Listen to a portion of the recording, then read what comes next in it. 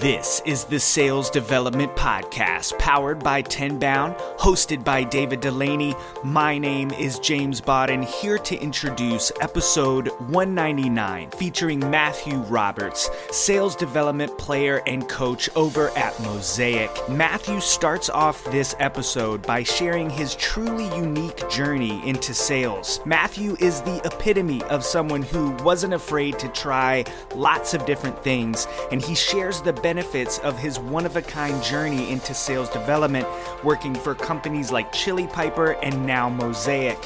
At the 15-minute mark, David talks to Matthew about how he supports and manages his remote team when they're struggling. So many sales development leaders are managing and leading remote teams. This is a critical part of this episode. At the 25-minute mark, Matthew and David discuss how he prepares new SDRs for the challenges that come with being in a remote environment and tasked with doing the job of sales development. As the episode rolls along, at the 30-minute mark, David and Matt get specific and tactical, talking about how SDRs can stay focused during the day in remote environments. So again, if you're working in a remote environment, struggling to stay focused, Matthew is going to give you some tactical and practical advice here. And then as the episode wraps up, Matthew shares what's next for him and his team and talks about Mosaic's amazing growth. This episode is such a great resource for any remote SDRs that are struggling to succeed, struggling to stay focused. Matthew is a leader who is leading his team the right way. So if you're not getting it at your 9 to 5, this episode is a great place to go for some advice on how to succeed as an SDR in a remote environment. If you enjoy this episode, don't forget to leave us a rating.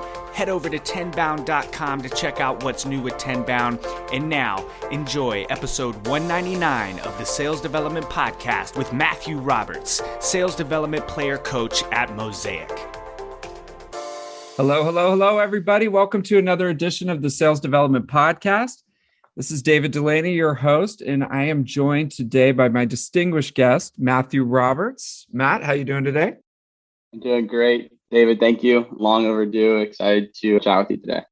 I know. I feel like it's like longtime listener, first time caller. So I've been a big fan of your content and your thoughts on LinkedIn for a long time. And I always thought, I got to get Matt on as a guest on the show. And I think you put something out to the universe that you're like, okay, I'm ready to go out and start talking to people about what I'm working on. Is that right? It could be that. Yeah. Okay. I think recently I've talked to a few people that, like you mentioned, long overdue. I actually recently spoke with a few other sales dev leaders as well, which has been really exciting.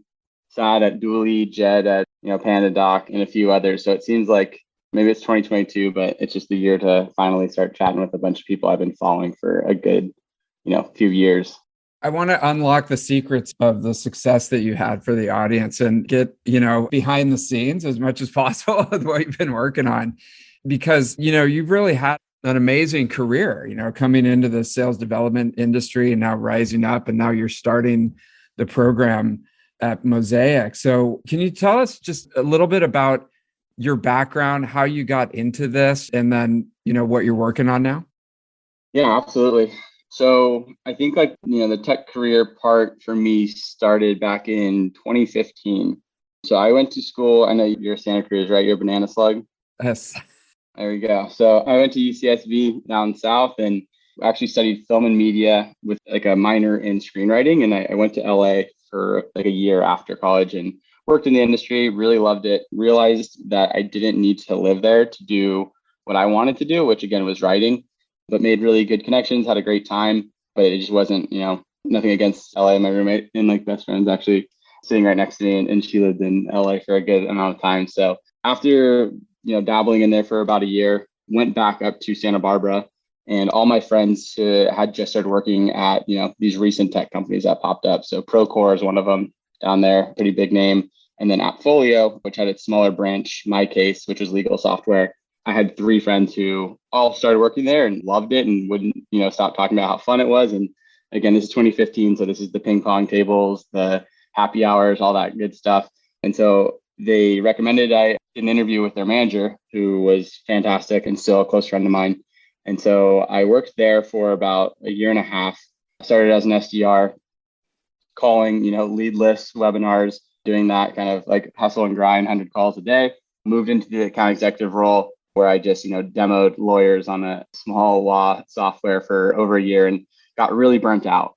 Still had a great time with obviously the culture and the team, and it was fantastic, but just 8 hours every day of talking with law firms and lawyers just wasn't kind of where I saw my life going. And so I kind of, had a quarter life crisis, and I called up one of my best friends who was down in San Diego trying to be a pro golfer at the time, and said, hey, let's go travel.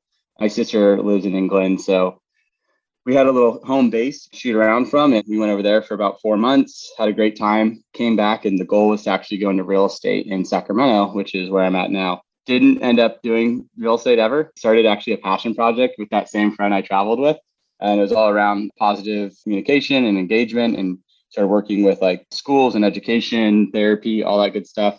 But then obviously, you need to pay the bills. So my only experience really was in tech sales. So I started working remotely for a few different companies. One of them was Topingo, which ended up getting purchased by Grubhub. I was there for a very short stint, about 4 months. Then I actually hit up my old director of sales now at my case and said, hey, can I work remote? And she said, let me see. And the whole team was down in Santa Barbara still. She worked out some sort of thing. I didn't want to be an AE again. I didn't necessarily say that, but I just knew I didn't want to go back to doing demos. And so she said, all right, well, we need someone to kind of help with the sales development team. Do you want to do that? And I said, sure. There's a really small team, about 3. So I really kind of learned from them because I had been out of the game for about 3 years. And it was definitely a little bit different.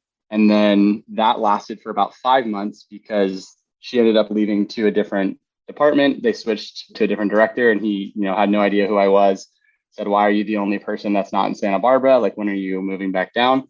And I realized like I'm not. So that was the end of that secondary stint at my case. And then that's where I got lucky and found Chili Piper. So you talk about kind of the rise in the career transition, right place, right time. We were just talking about this before we hit record, but I knew at that point, my last 2 roles had been remote. I had started up my own passion project where, the only person motivating you is yourself. And, luckily I had a co-founder, but I knew I'd never want to go back into an office again. And so I looked around for remote roles. Chili Piper was the most legitimate looking company that was completely remote at the time in 2019. And so I applied there, and that's really kind of what kicked off my career. Like I said, right place, right time. Joined around 20 full-time employees. There was 3 SDRs. We had Michael Tuso, who I think you know pretty well. Actually, I think it was my second or third month at Chili Piper. We went to your conference in San Francisco, and he accepted an award for like the SDR Beast, I think it was called. Beast, yes. Yeah. So I got really lucky, got to learn a ton from Michael, got to learn a ton from Nicholas there, and just put my head down and kind of busted my butt for, 2.5 years and did some great things, which we can definitely dive into, and led me to where I'm at now at Mosaic, where I've been for about 6 or 7 months. And like you mentioned, in building out the hopefully as successful as Chili Piper SDR team 2.0 and having a lot of fun while doing it. Yeah. It's a remote first world now. I mean, we were talking about how there was a transition period like 2015 to going a little bit remote, but now, SDR teams are remote, but you sort of come up and developed in that area. So, I guess in talking about running remote SDR teams, how do you think about it? And how is it different than when you're just in the office? You can like lean back and, get advice from your fellow SDR or your manager, or walk around drinking a cup of coffee and like talking to people. You get all that wisdom. How do you think about, setting up and managing a remote SDR team? Yeah, that's a great question. And to your point, there's a lot that's lost when it is remote. And of course, I think the biggest one is what you just mentioned, like advice and stuff on a whim, or the big one, especially for like an onboarding rep or an early rep in their careers, just like hearing people's talk tracks, like what is this person next to me saying, whether it's like their opening line or the way they close their calls or whatever it is. And you can just pick these things up really quickly when it's, you're living in that environment.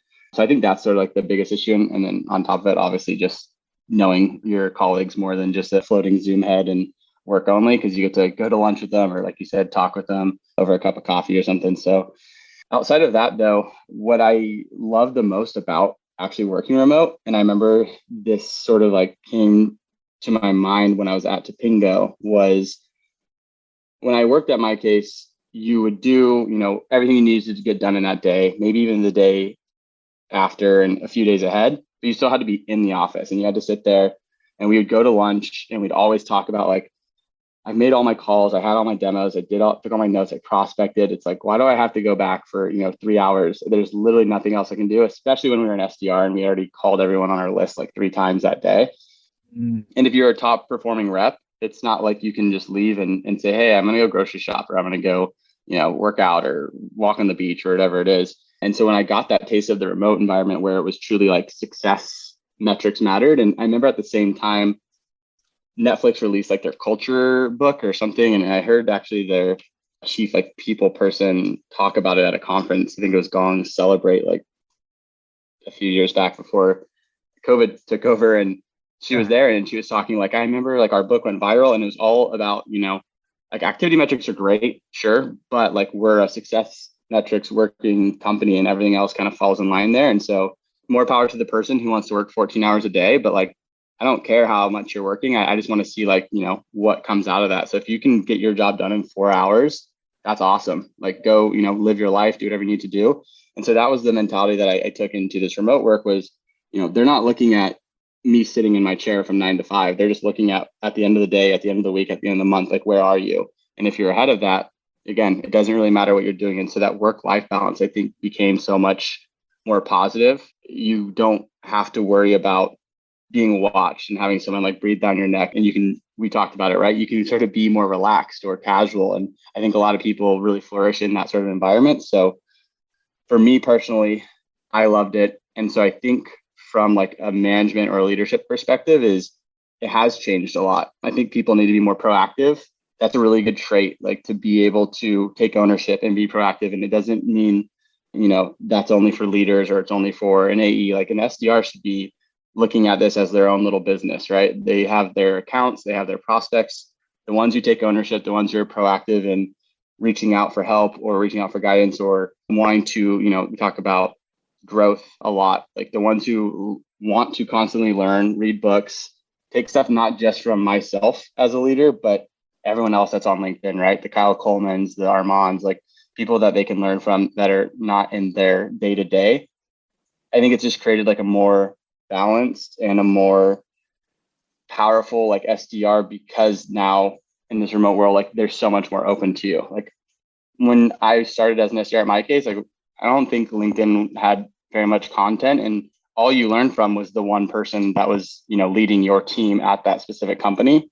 And nothing against that one person, but I don't think that all of your knowledge should just come from a very, like funneled or siloed spot. We didn't do a lot of like sales development or career development. And so I think this remote world now has like opened up everything. So you're working for this company and you have goals and you're still learning from the people within that organization, but everything else is also at your, hand, and you can just take from bits and pieces and kind of build this sort of Frankenstein of learning. And so I guess my like leadership style to kind of sum everything up there is I'm going to be the person that's going to teach you as much as I can, but I also want to like motivate you to learn more on your own. I want to make people become more proactive and more curious and take more ownership in their own role. And then my favorite part of it is once you get these individuals to this spot is to just like clear all the roadblocks, let them run, and then figure out what it is next in their career within that, organization that we can send them off to or give them goals to achieve so that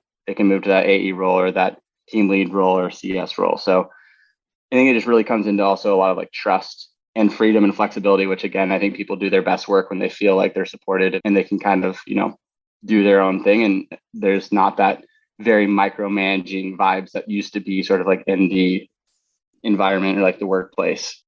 Yeah. And it's very entrepreneurial. I mean, for better or worse, all the good things about entrepreneurship, but, there's the downside of it. And, I've got so many questions for you. So one is, if you think about performance management, like in the old days, it was almost like a funnel. If you do X activities, you get X results and it converts down to a pipeline. And then that's why like you'd have this room full of people just doing a bunch of activities to see how it converts. But in this new world, like you said, it's more results based. So it's like, how do you think about supporting and managing if the results are not there, because you don't have that traditional, like funnel anymore. It's really just, I don't know what you're doing, you're at home. So that type of thing. Yeah, I love that. And I guess this ties also into this like remote sales development world is I think collaboration and like teamwork is so much higher than it used to be. And I don't know why or how that changed specifically with remote work, but just seeing again, like where sales development lived and what it meant to be in sales development, it was very much like, I don't care what the person next to me is doing. If they're failing, like that's on them. Like I'm just focused on myself. Now in this remote world, I want to make sure that we're constantly talking to each other. We're constantly sharing what's working, what's not. And so sort of in there, there's always going to be sort of that like baseline. And we're never going to say, obviously, like activity metrics don't matter because I do think they give, like a very good, this is the average. So if someone's below it, that's a perfect reason to like, hey, let's hop on and see like where you're, falling off. And I think it's easiest to start at that like activity. Like, okay, if you're doing above the activity, but your success metrics aren't there, then we can at least kind of work down and say maybe like it's something on the calls, maybe it's your objection handling, maybe it's your targeting, maybe it's just, the speed in which you're getting back to people, your response times. Like there's a lot of things you can diagnose, but I think it does have to kind of start at that activity level. And then on the flip side, this is the base. Maybe it's, 200 emails a week. You're sending 100 emails a week and you're knocking your numbers out of the park. So like, what are you doing differently? And then we can kind of dive into your entire process and then see like where that difference is from the other reps. And then you can share that with the rest of the team and hope that they all then now, move down to that rather than 200 emails a week, it's 100 and they're having the same or if not better success. So I think there is always going to be that baseline. But at the end of the day, being able to kind of recognize who's doing a better job or who's doing a worse job using that baseline as like the standard, you're able to kind of coach through that or move people who are more successful into a spot where they can share a little bit more. And I want to like bring back actually a funny example. I remember it was my first hire at Chili Piper when I moved more into like the team lead role a little bit before I was like an official SDR manager. And he had come over from an AE role. I think they sold like marketing software or ad space or something like that. But it was very competitive. And it was, pre-COVID, everyone's kind of out for their own number. And he picked things up really quickly. He was crushing his numbers. There was 3 or 4 reps at the time, and he almost had like doubled kind of like all of their success in like 2 or 3 weeks. And I was like, hey man, like, what are you doing differently? And he like ran down exactly what he was doing. And I said, cool, like we're going to share this on Tuesday in our huddle. Like it's going to be awesome. And he's like, I don't want to share it. And I was like, why not? And he's like, because I'm like destroying these numbers. Yeah, exactly. And I was like, okay. But at the time, Chili Piper's 35 people, 40 people. I was like, this is not like a space where we can just have one rep doing well. Like we need to have the whole team doing well, because if this engine doesn't work, then like the company is not going to work, right? Like we need to help this grow. And so finally he's like, oh, okay. And he like apologized and he was like, this is really weird. Like I'm not used to the collaboration here, like, the team effort or the team mentality. It's more just like I was used to being an AE where it's like, I want to hit my numbers to make as much money for my family as possible. And like, I don't care about what the other people are doing. And so I think it's just a funny sort of transition. But now it's like every huddle, I'm always asking like, what's working, what's not. And I want to hear from like each individual, and maybe some, if it's similar, but a lot of it's probably different. And that's something that, again, like back in the day in person, I don't think we ever talked about what was working across like the team individually and had each person kind of share what was going on. It was just like, very top down leadership. So it's like manager hands you the script, manager hands you the templates, they do this, and they're like, all right, this is what you do, and you stick to it. But now there's just so much more creativity because, again, you might be allowed that in the remote environment, you're more comfortable. So when I'm on the phone, I know I don't have to stick to the exact script, because unless my manager's going to listen to the gong recording, they're not going to catch me saying something that's not right. And maybe that's, what really works. And then you do hear it and we say, cool, this person tried it out, but they never would have tried that out if they're on a floor with a manager right next to them listening to their every word. Yeah. Well, it's interesting because does it change the profile of the type of people that you're hiring now that 100%. Yeah, because I mean, it seems like if you went back like 10 years ago plus, you couldn't hire the same person today to do it because it's more collaborative. You have to be more independent. You have to be more entrepreneur minded. Totally. So how does that change who you want to, bring on the team and like your hiring profile? Yeah, that's a great question and a great point to bring up because I do think it's completely different. You've used the word like entrepreneurial like multiple times, and I think that is very big. Like motivation is definitely a very interesting topic in a remote world as well, because again, yeah, no one's sitting there and you don't get the energy of the entire, group. And I go down to San Diego every other month or so. I think I've been there like 4 times now for work. And it's different, right? When I'm in the office and I have the team around me and the CEOs in there and like we're all doing stuff, it is a different environment, some for the better and some for, different. But I think the candidates now, they do have to be very, very self-motivated. Like, you can only do so much. And like I said, our huddles and like random slacks. And like, I try to make it fun and exciting. And I know that the SDR job is a grind. Like everyone knows that. So if you're not having fun with it, like it's going to be completely miserable. So I like to just make it as fun as it can be. So I want someone who has like good energy, who's, positive, excited, and there to kind of bring up the whole team. And then again, like that team mentality, collaborativeness, someone who's very communicative. The remote world, like if you're not communicating well, like that's tough because you don't have as many insights as being able to just kind of look over their shoulder and see what's going on or make sure if something was going wrong that they bring it up. Like you have to overly communicate.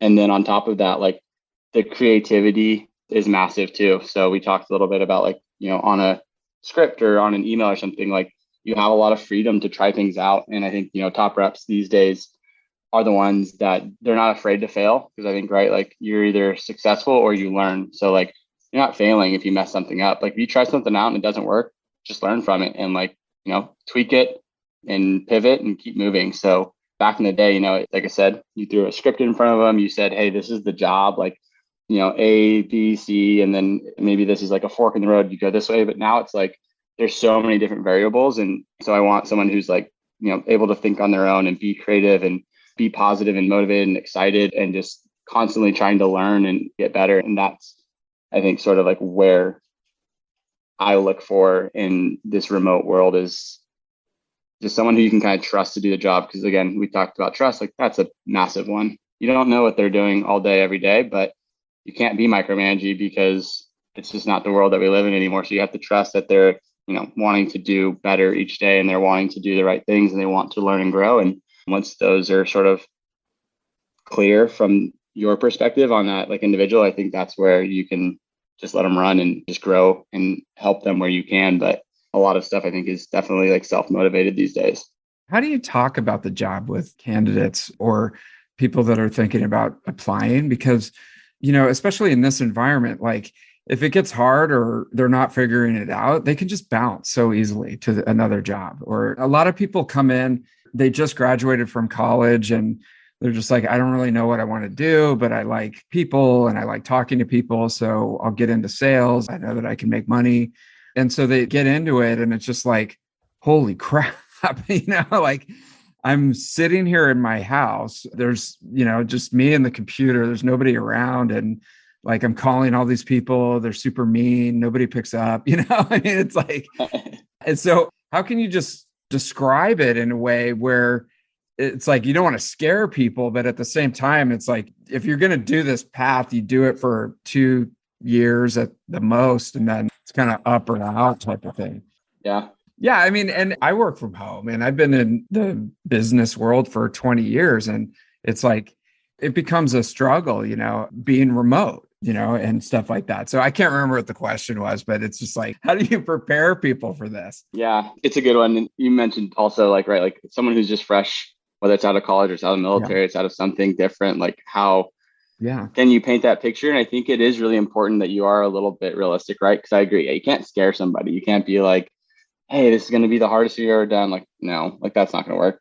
But there is that balance of, hey, this isn't easy. There's going to be days that suck, right? That's life too. There's going to be ups and there's going to be downs. In my mind, this is also where like this like remote culture is really important. I know there are places out there where you're kind of 100% on your own. Like you onboard kind of yourself. You maybe have a check-in like once a week with like your team or your manager. And that honestly sounds pretty tough. I could see people obviously who like that. Again, like everyone's different. So there are the people who are just like, leave me alone, let me just do my job. And maybe they're so motivated, they're going to get everything done. Then there's the people that need a little bit more hand holding. But I think, again, there's just a big balance of making sure that you're checking in on people, whether, like I said, daily. Like I like to Slack the team individually and as like a group, like a few times throughout the day. It doesn't always have to be work related. It can also just be like, what's going on? How's your day? Outside of that, like we have a huddle every Tuesday, Wednesday, Thursday. So I'm still making sure that we can sync up and talk through things that are going on without making it a meeting for work, and making sure that like the time also is well spent, because time is very, very valuable. Every SDR, sales rep, AE, leader should know, right? Like nothing's worse than like an unnecessary meeting. There should be value added, and the value doesn't have to be necessarily a sales specific thing. Like I said, it could just be like a check-in and see how they're doing as a person. And so with that sort of said, like how would I, explain it to someone is like, you're going to come here, you're going to bust your butt for sure, but it's going to be worth it. There's also a lot of opportunity to like learn and grow. The paychecks are great. People get into sales, right, because they see commission checks and things like that. But I think what people learn from more now is like a growth opportunity and somewhere where they can really kind of kickstart their career. And again, like the sales development role is, I think, really exciting because it doesn't necessarily mean you're going to go be an AE. It's just like the entry point for, this space and a company. And so whatever it is that you want to get into, sometimes a lot of people just start as an SDR, and then next thing you know, they move into CS or they move into marketing or, really kind of anywhere. And so that's sort of my favorite part of that is you don't really know what you're getting in an SDR. Like not every single one's going to be the, like, I'm a hunter mindset and I just want to be the best AE one day. Like it could be anything. And so I think it's just a really good spot to kind of dip your toes in and learn about that company or about that space or whatever it may be. But at the same time, like, yeah, you're going to work hard, but you just got to make sure that it's rewarding for them and not just financially. Yeah. And, coming into it, so you've got a certain type of person, that would thrive in that remote environment. And then they should also have sort of some kind of vision, for the next 5 years. Like this is going to be, it's not the most glamorous thing in the world, but it's a time where you can learn a lot and set yourself up for success in, a few years, it seems. Yeah, I always say that too. Again, it kind of goes into like hitting your numbers consistently and early is like nothing's better than being a really good SDR where you get your process down, you have everything kind of keyed in and you're cruising along, and it gives you that, like I said, maybe you're working 4 or 5 hours a day to hit your numbers. Like that's awesome. That means there's other 4 or 3 or whatever hours left in the day. You can learn about the next role. You can get better at your craft. You can explore different opportunities within the company or, outside of the company. And so it's really a good spot to go learn, grow, take it kind of at your own pace, not jump necessarily like full, head into the deep end, but kind of wait around and see, because you can really get it down. And again, that's like my goal is to always make sure that I can get a rep to crushing their numbers without having to stress about it, without having to worry about it, without having to put in 12-hour days, and then get them to that spot where they're like, okay, cool. Now I can learn about what I want next and really get passionate and excited about it. And then, move them in that direction and kind of remove any sort of roadblocks. I think you're going to get flooded with, resumes. I don't know if people use those anymore, but, people are going to listen to this and be like, dude, I want to work for this guy, because it's so interesting. And you brought up a good point. How do you think about like focusing during the day, if you're in a remote environment? Because, living the dream is like, okay, I can knock out my tasks and make my number and do that, within 4 or 5 hours. And then I've got the rest of the day where I can either pursue a passion, go for a bike ride, work on my health, whatever that may be. But how do you really recommend that people focus in during that key time period and like organize their day to be the most effective? Yeah, that's a really good one. I think Michael too said a lot for that, because when I started at Chili Piper, I didn't time block. I didn't do, really anything. I just kind of took each day by each day. And even though I saw like success with it, I think it was the Pomodoro effect, I think, or yes, like one of those things where it's like, 30 minutes, 2-minute break or whatever, an hour, 10-minute break. he shared that with us. I looked into it and I was like, I don't know if that's necessary for me, but the idea of time blocking really stuck out. And so from there, I sort of like, again, experimented a little bit. And I said, like, what's the best way that I can organize my day? And I tried it for 1 week, like a certain way. And then the next week I tried it a different way. And the next week I tried a different way. And I saw like where I was most successful as far as like, what is the daily process? And once I got that down, I just, blocked my calendar the way that it should be. I knew obviously, again, as an SDR, hopefully you don't have like a lot of one-off meetings that come up. So your days pretty much, or your weeks are pretty much structured already, and just stuck to it. What honestly it was more important for was actually moving into leadership roles where you do have a lot more meetings and making sure that any sort of gaps in between these meetings, I'm actually setting aside for something that's valuable and important and I need to prioritize. And when I'm doing that, I'm actually doing that task, right? Like I tell the SDRs all the time, if you put prospecting for an hour or 2 hours, during that 2 hour block, like prospect. Yeah. Don't hop on the phone and start calling people. Don't like Slack people. Don't, do something different. Like make sure you're sticking to those words. And when you have a really good process set up, and again, goes into collaboration and sharing kind of what's working, maybe the time blocking and the way that someone has set up their day is what makes them more successful than the other reps. And then that's something that you say, hey, you know what? This person's, hitting 150% of their quota. You're at, 70 or 80. It looks like you're doing everything very similarly. I've heard your gong calls. I've looked at your emails, but your days are set up completely different. Like maybe you give this thing a go, and then that could be a big enough change for them. So I really do think that there's a lot of power in like blocking out your time and sticking to that in a way that like you're actually excited and you're motivated each and every day to do those tasks, and giving yourself breaks too, right? Like that's a part of what blocking is. Like make sure you're not back-to-back meetings or you're doing these things with no 30-minute little walk your dog or, go to the bathroom, grab a bite to eat. So just really controlling your calendar, I think, is extremely underrated and very, very important, and allows for like the consistency, which anyone in sales development knows, like that's kind of the number one thing. Like if you're not consistent, if you're doing something different all the time, or you have really good weeks, really bad weeks, really great quarters, awful quarters, like it's just never really going to work. And so the easiest way to make your role the most like optimized or efficient that it can be, and you can remain consistent with it, like that's where you're going to hit, a home run. Big time. Yeah. And so I want to ask if there's any the Pomodoro method, if anybody's not familiar with that, is a good one. And it also makes me think, you made a point about you can have your calendar blocked out to do something that's tough and hard, and you're like not really looking forward to it, but you have to, and easily blow that off. But one thing that really has helped is this book called Atomic Habits, which I'm sure that the listeners and you're aware of. And it's just like starting with just a tiny, tiny thing, but just doing it every day or, whenever it pops up on your calendar, instead of trying to like, I'm going to prospect for, 6 hours a day, instead it's like, okay, I'm just going to pick up the phone and call like one person, but I'm going to do that day after day.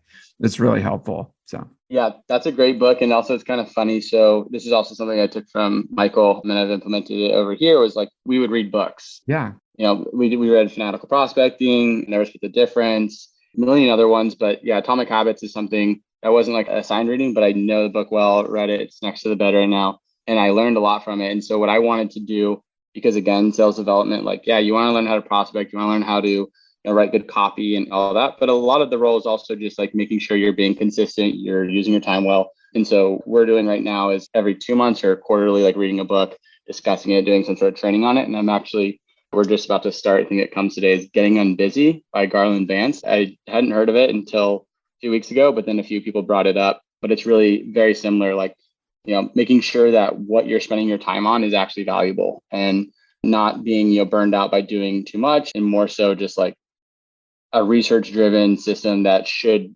shed any stress and allow you to kind of like accomplish whatever your goals are inside and outside of like the work environment. So I think that stuff's extremely important. And a lot of it might not seem like it's sales oriented. It might seem like, oh, this is just like a life growth book, but so much of it can be applied to the role. Yeah, big time. And things are changing constantly, but there's probably like 4 or 5 key behaviors and things to really, really focus on as an SDR. And a lot of it is the more time, at least at the beginning, that you can spend in those key areas, improving and learning and getting better, the more effective that you can be. And it's just so easy today to code switch, constantly and just be bouncing from one thing to another. And it's like you never put in enough reps, you know what I mean, to get good. Yeah. I remember I used to think that like multitasking was like a great thing. And then there's always the, articles or blogs ever saying how like it wasn't. And I used to be like, no, that's not true. Like it's great. Like you should always be multitasking. And then as I've gotten older, and again, it kind of goes into the time blocking and focus, like you really do need to set things aside and give it the full like focus and attention and work that it needs before you should move on to something else, because there is a million things going on at once. And sometimes it's hard to prioritize. But once you start, consciously doing that and making sure that, again, like whatever you're setting aside and working on in that moment is like, getting all of your attention, like the better off you're going to be 100% of the time. And do you feel that the same goes with managers and running the remote teams? Are there, a handful of things that you really want to focus on, you time block as the manager, and you really, rinse and repeat? Yeah, absolutely. And I think that sort of like I might have mentioned earlier was more important for me personally is time blocking as a manager than it was as a rep. And I would say that to every single, whether it's team lead, it's an SDR manager, it's an AE manager, because nothing is worse than, I found myself in this weird cycle like a year ago where I was just looking at every day and I was like, I don't even know where I'm supposed to do my job, because all I had was meeting after meeting after meeting after meeting. And then, from 8 to 5, you look up and now it's 6 o'clock and I haven't even done any of the stuff that I need to do for my role outside of, meeting with different departments or meeting one-on-ones or having this call, listening to this. So time blocking was like crucial. And now obviously at Mosaic, being a player coach, like it's tough. Like I have to make sure that I'm time blocking my own calendar for prospecting, right? So there might be this massive block on there for 3 hours and it's like, why are you busy for that 3 hours? It's like, because I need to prospect myself. And if I'm not being consistent, like my pipeline's going to dry up, my pipeline's going to die. And yeah, that's important for me, but it's all obviously important for the team too, that I'm carrying, my own weight and not burdening that on the others. So I honestly do think it's actually more important as you get up to make sure you're extremely prioritizing your time accurately. And, a CEO of a company, it's crazy. Like I've seen, everyone's calendars and they're nuts. And so what you are saying you're going to be doing at a certain time is like, I think Bill Gates or one of them were talking about how like they're on the dot at every single meeting, because like time is the most valuable asset at that point. And so if you're not spending it right, like everything's going to start falling apart. Yeah. It reminds me, there's that old, 4-box diagram where it's like urgent, but not important, important, but not urgent. And it's like, how do you really hold yourself to stay in the, important, but not urgent? That's like, those are the things that can really move the needle, but it's like, we hardly spend any time there, it seems. Yep. So, yeah. Well, it's good. Well, Matt, this has been so informative. Thank you so much for coming on the show. And, how do people, like, I'm sure we're going to get a flood of people that want to work for you, because it sounds like, please send them. Okay. But you got to be entrepreneurial, super disciplined, hardworking, and collaborative, right? And a few other things that we talked about. So how do we get in touch with you and, learn more about what you guys are working on? So yeah, first off, definitely appreciate, like I said, really excited to chat with you and appreciate the time today. We're talking about time blocking and time. So hopefully this is valuable for you as well. And as far as, following along, like Matthew Roberts on LinkedIn, mosaic.tech is our website. We're definitely hiring for a lot of different roles, but trying to build the sales development team out here. And right now it's myself and 2 others, and there's 1 to 2 others that will be joining here shortly. But we're looking for, like you just mentioned, really hungry, talented people who want to work at a spot where you're going to have a voice, and we want to hear from you, and we want to make sure that you're bringing suggestions and ideas and feedback, and it's not a here's the job and just do it.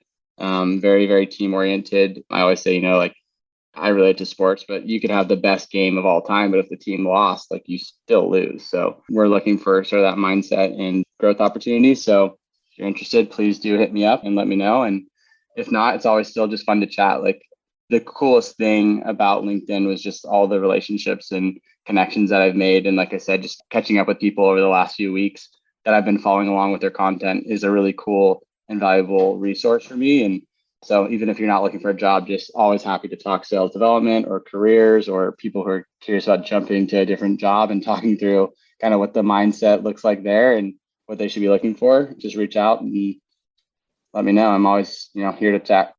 100%. And that self-education, right, is what makes a big difference in your success.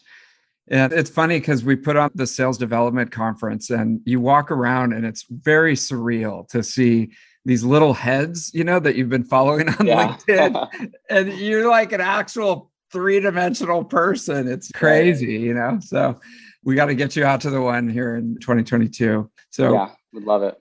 All right, Matt. Well, thank you so much for coming on the Sales Development Podcast, and I'll see you on LinkedIn. Sounds great, David. Absolute pleasure. Thank you so much for having me. Thank you for listening to the Sales Development Podcast, the only audio forum 100% focused and dedicated to sales development, with your host, David Delaney. Please be sure to subscribe to the show on YouTube and take a moment to leave us a review on iTunes. Your support makes our show possible. If you are struggling with your sales development program, contact us at tenbound.com for a no-obligation exploratory call. Again, that's tenbound.com.